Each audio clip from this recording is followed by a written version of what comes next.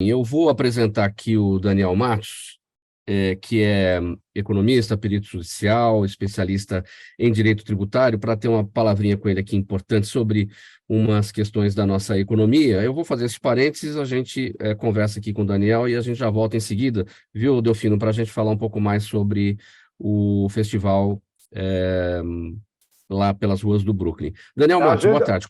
agenda positiva, desculpa. Tudo bem, Daniel? Tudo. Oi, boa tarde, pessoal, tudo bem?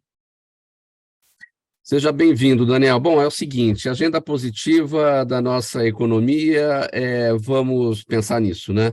A economia está agitada, tem muita coisa acontecendo que não é legal, guerra lá no Oriente Médio entre Israel e o terrorismo do Hamas, enfim, mas tem fatores próximos aqui também que estão interferindo nos nossos números, né, da economia brasileira. Tem eleição aqui do lado na Argentina no domingo, enfim. O que você prevê aí afetando o ambiente econômico interno nosso aqui por conta dessas situações? Eu falei em agenda positiva, mas não tem nada de positivo ainda.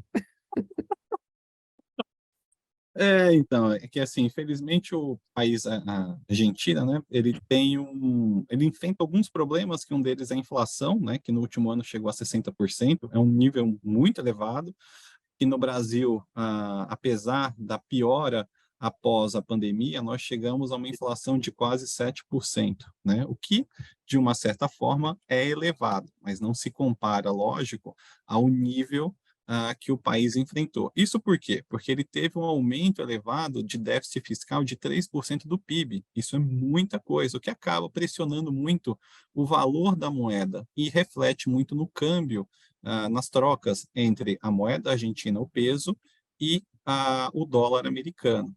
Então, em razão disso, houve um aumento muito grande, significativo, do déficit fiscal. E, para somar, o país agora ele está com momentos, que eu te diria, sensíveis, porque vai ter a eleição presidencial do país e que pode, a depender do presidente que vier a ser eleito, ter mudanças na decisão de política macroeconômica do país, o que pode melhorar e o que pode também acabar piorando esse ambiente interno. Como que isso reflete no Brasil? Bom, não muito tempo, mas recentemente houveram algumas conversas de ampliar essa integração econômica que teria do Brasil com a Argentina ou com os outros países do Mercosul, semelhantemente o que acontece na Europa, né, na zona do euro.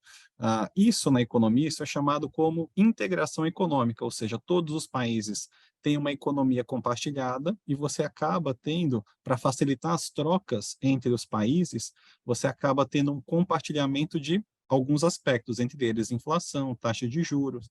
Então, se o Brasil, na situação que ele está hoje, ele adota isso, isso pode refletir negativamente na manutenção da estabilidade do país, tá? Porque lá está uma situação um pouco crítica comparativamente ao Brasil.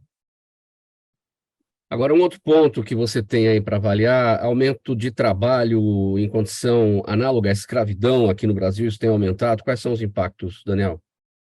Olha, o que aumentou foi o seguinte, né?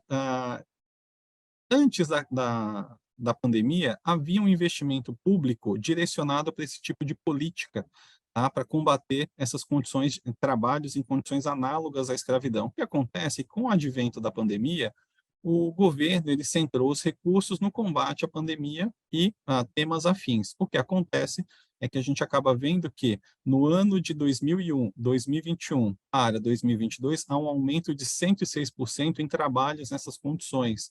Em 2023, só o primeiro semestre, isso já teve um aumento de 124%. Ou seja, a tendência é que, assim, se o país não retomar esse investimento público para combater e criminalizar esses trabalhos em condições análogas de escravidão, a gente tenda a ver isso de uma forma mais recorrente, porque aumentou os níveis de pobreza, teve essa questão da inflação que infelizmente afetou por um período.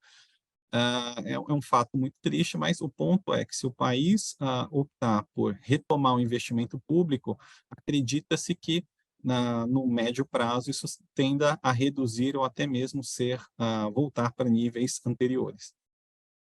Agora, Daniel, para a gente encerrar, a gente está na sexta-feira, a gente está falando aqui de agenda artística, cultural, bacana, todo mundo querendo se divertir.